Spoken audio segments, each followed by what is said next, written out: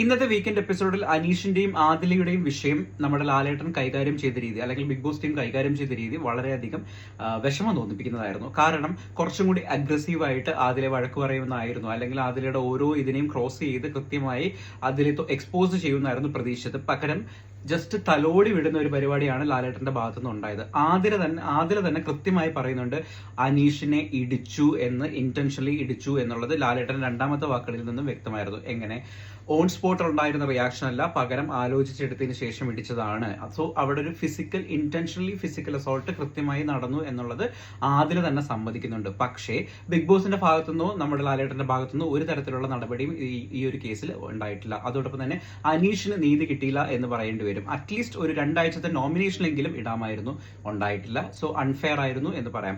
അതോടൊപ്പം തന്നെ രണ്ടാമത്തെ കേസ്, ബിഗ് ബോസും ലാലേട്ടനും ടീമും ശ്രമിച്ചുകൊണ്ടിരിക്കുന്നത് അനീഷിനെയും ഷാനവാസിനെയും വളരെയധികം ക്ലോസ് ഫ്രണ്ട് ആക്കുക, അത് വെറ്റ് കാശാക്കുക എന്നുള്ള പരിപാടിയാണ് നമ്മുടെ ബിഗ് ബോസ് ആൻഡ് ടീം ചെയ്തുകൊണ്ടിരിക്കുന്നത്. 2-3 ആഴ്ചയായിട്ട് അതിനുവേണ്ടി നല്ല കൃത്യമായി പണിയെടുക്കുന്നുണ്ട്.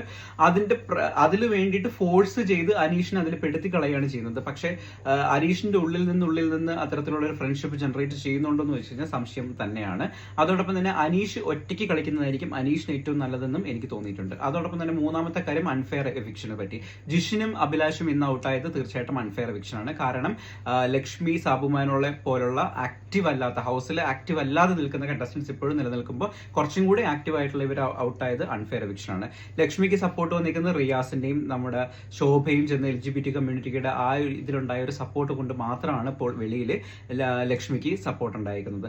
അതുകൊണ്ടാണ് ഇത്രയും വോട്ട് ലക്ഷ്മിക്ക് കിട്ടിയിരിക്കുന്നത്. അതല്ലാതെ പ്രത്യേകിച്ച് ലക്ഷ്മി അവിടെ ഒന്നും ചെയ്യുന്നില്ല. അതോടൊപ്പം തന്നെ സാബുമാന്റെ ഹോട്ടൽ ടാസ്കിൽ അവിടെ വെളിയിൽ പിടിച്ചു നിർത്തി വെയിൽ ഒളിപ്പിച്ചതിനാണ് ഇത്രയും സപ്പോർട്ട് സാബുമാന് കിട്ടിയിരിക്കുന്നത്. അതുകൊണ്ട് തന്നെ നിങ്ങളുടെ ഓരോ വോട്ടുകളും വളരെയധികം ഏറ്റവും നന്നായിട്ട് കളിക്കുന്ന പ്ലേയേഴ്സിന് മാത്രം വോട്ട് ചെയ്യുക എന്നൊരു അഭ്യർത്ഥന കൂടി എനിക്ക്